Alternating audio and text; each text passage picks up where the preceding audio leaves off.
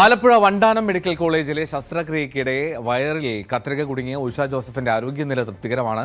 കൊച്ചിയിൽ അമൃത ആശുപത്രിയിൽ ചികിത്സയിൽ തുടരുകയാണ് ഉഷ.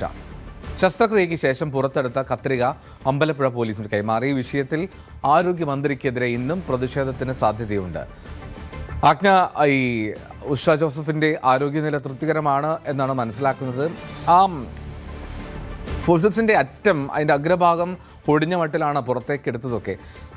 മറ്റ് സങ്കീർണതകളൊന്നും ഇല്ലല്ലോ അല്ലേ ഈ ആരോഗ്യപരമായി നോക്കിയാൽ?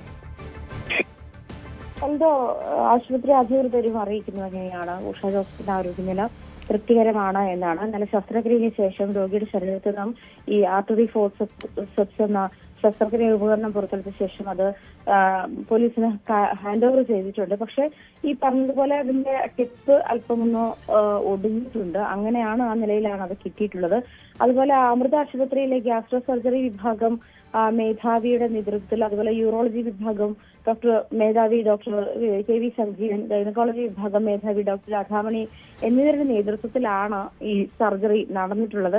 ഇന്നലെ ആശുപത്രി അധികൃതർ അറിയിക്കുന്നത് ഉഷയുടെ ആരോഗ്യനില തൃപ്തികരം എന്ന് തന്നെയാണ്. കേരള സർക്കാരിന്റെ നിർദ്ദേശപ്രകാരമാണ് അമൃത ആശുപത്രിയിലേക്ക് ഈ മെഡിക്കൽ കോളേജ് സൂപ്രണ്ട് ഉൾപ്പെടെയുള്ള ആളുകൾ എത്തിയതും അവരുടെ ഈ ശസ്ത്രക്രിയയിൽ അതായത് മെഡിക്കൽ കോളേജിൽ നിന്നുള്ള ആളുകൾ, ഡോക്ടർമാർ, കേരള സർക്കാരിന്റെ നിർദ്ദേശപ്രകാരമുള്ള ഡോക്ടർമാരും മെഡിക്കൽ കോളേജിൽ ഈ സർജറിക്കായി സന്നിഹിതരായിരുന്നു. എന്തായാലും ഇതിനുശേഷം രോഗിയുടെ നില തൃപ്തികരമെന്ന് തന്നെയാണ് ഡോക്ടേഴ്സ് അറിയിച്ചിരിക്കുന്നത്. അതുപോലെ ഈ ശസ്ത്രക്രിയ ഉപകരണം ആർട്ടറി ഫോർസെപ്സ് ഇവിടെ അമ്പലപ്പുഴ പോലീസിലാണ് കൈമാറിയിട്ടുള്ളത്. ശരി, എന്തായാലും പ്രതിഷേധത്തിന് സാധ്യത ഇനിയുമുണ്ട് എന്നുകൂടി നമ്മൾ ഓർക്കണം. എന്തായാലും അത് വലിയ തോതിൽ രാഷ്ട്രീയ ആയുധമാക്കി മാറ്റുന്നുണ്ട് പ്രതിപക്ഷവും. ഇന്നലെ നമ്മൾ കണ്ടു മന്ത്രിയുടെ വീട്ടിൽ കയറി റീത്ത് വയ്ക്കുന്ന സാഹചര്യമൊക്കെ. അപ്പോൾ അതിനെതിരെയും വലിയ വിവാദമൊക്കെ ഉയർന്നിരുന്നു.